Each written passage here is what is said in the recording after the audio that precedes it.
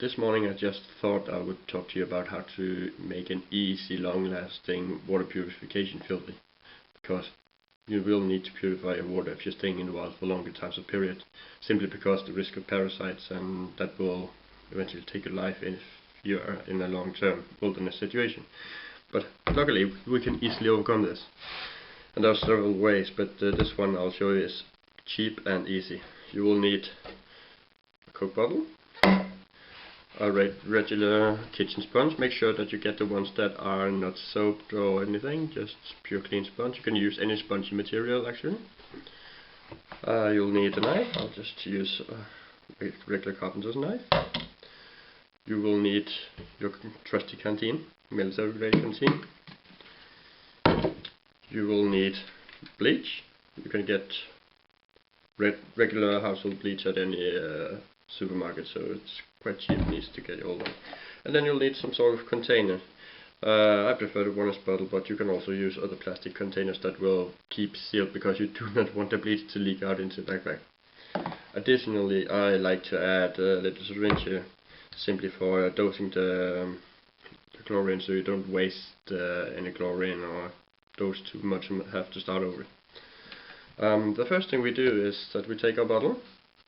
If you want to, you can soak it in some hot water. It will make it easier to cut the plastics, but in this case I won't. You then take a knife. As always, I cannot stress this enough, whenever you use knife or buy knives, make sure you have finger guard knives. Now, the way to do this is not to start sawing, because this isn't a sawing knife. You have to poke it in, like so. Here we got a hole, and then we start it. Just add pressure.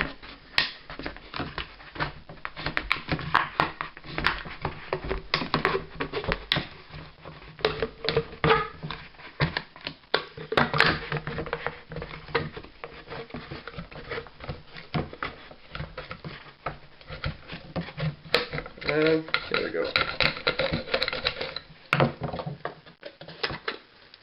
Make sure not to get in contact with these edges, because they can be quite sharp. You can use the knife just to perfect it a little bit if you want.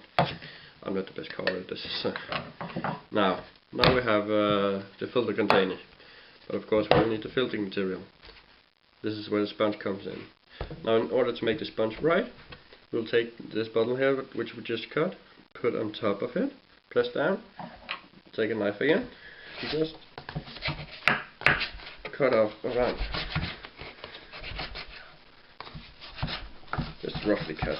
Don't need to make it complete wrong, but take most of the excess material here.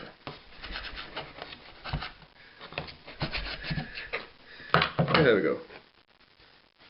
Smooth this.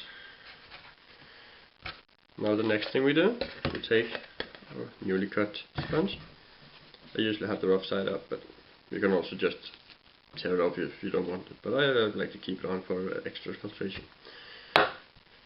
Then place it up here, slowly push it down. You can use a knife as well, just to make it even, so it won't flip over like this.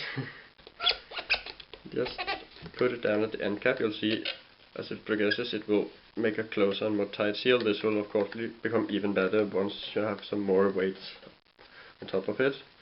I'll usually, when I'm at the camp, I will usually take a charcoal from the campfire and add along with sphagnum moss, and that will do just fine at removing chemicals as well as the Guardia and other E. coli bacteria. But when you're on the move, you don't always have a fire at hand. You might bring your own charcoal, but in some cases you might not. Also in urban situations you don't always have charcoal just readily available, and that's where the bleach comes in. Now here we have our filter container at least, and you can add your filter material up here and it will not sift through. Now the good thing with using these Coke bottles is actually that your standard military grade canteen, both the metal ones, the plastic ones, they all have the same dimensions at the top, so you will actually see that it will fit perfectly into here. Add water and it will sift right into your canteen and ready for use. You can just test it here so you can see. I don't know if the camera will show enough, but It seemed like the camera just ran out of battery, but I'll just finish this very quickly, of course. 2 drops of chlorine per liter or quarter gallon of water.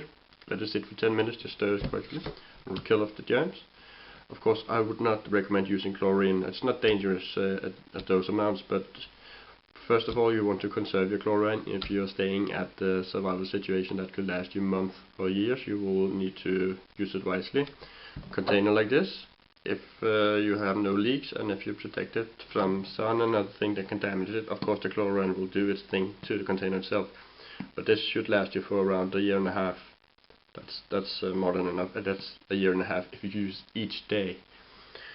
So you can go down in size of container if you would like to as well. Another thing I like to bring is a cheap pharmacy syringe, simply for more easier and precise dosing for dropping.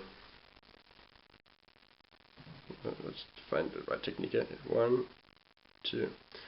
Just make it easier for dosing, and it doesn't take much room. You can just rubber band it on your container here, and it will be readily available. Now I like to use bleach when I'm on the move, when I'm hiking and I don't really have time to sit down and boil water or anything like that.